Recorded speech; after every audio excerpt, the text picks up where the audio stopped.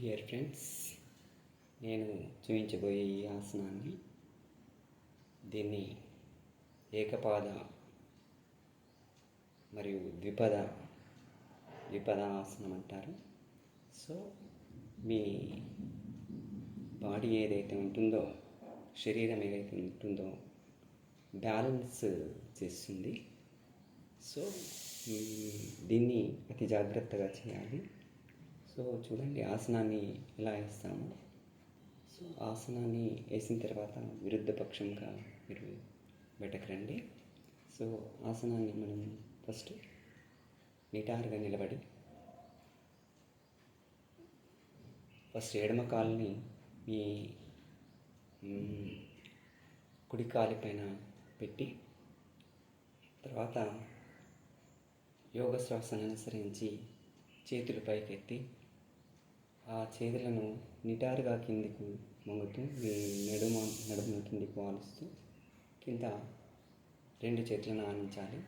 ఆనించి వీలైనంత సేపు ఉండగలిగినంతసేపు ఉండండి. తర్వాత విరుద్ధ పక్షంగా బయటకు రండి.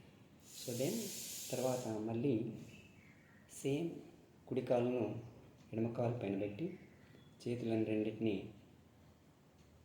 పక్కకు మీరు ఆనించి తిరిగి నడుము వాలుస్తూ కిందికి రెండు చేతులను పెట్టండి. ఉండి ఎంతసేపు ఉండగలిగితే అంతసేపు ఉండండి. సో మీ మొత్తం శరీరాన్ని బ్యాలెన్స్ చేస్తుంది. సో ఈ ఆసనాన్ని చూడండి.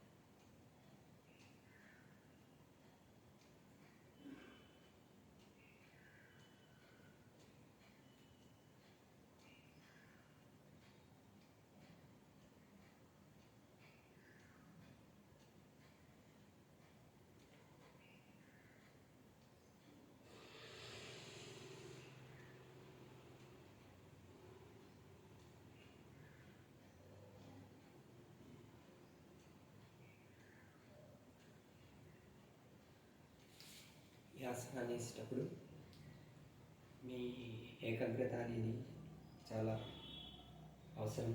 ఏకాగ్రత లేకుండా కింద పడిపోయే ఛాన్స్ ఉంటుంది. కాబట్టి మంచి ఏకాగ్రత అవసరం ఉంది. సో పిక్చర్ని చూస్తూ, అంటే ఏదైనా ఒక పిక్చర్ని చూస్తూ నిటారుగా నిలబడాలి. ఆ పిక్చర్స్ మీద మీరు కాన్సన్ట్రేషన్ చేసినారనుకోండి, పడిపోవడానికి ఛాన్స్ లేదు. కానీ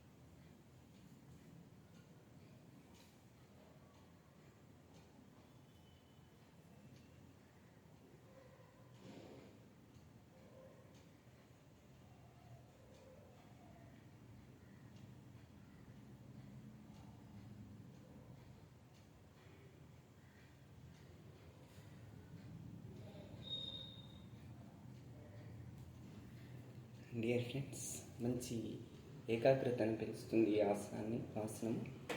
సో మీ బాడీని బ్యాలెన్స్ చేస్తుంది. అదేవిధంగా ఎలాంటి శరీర రుగ్మతలు రాకుండా మీరు డేలంతా యాక్టివ్గా ఉండడానికి తోడ్పడుతుంది. సో ప్లీజ్ ఈ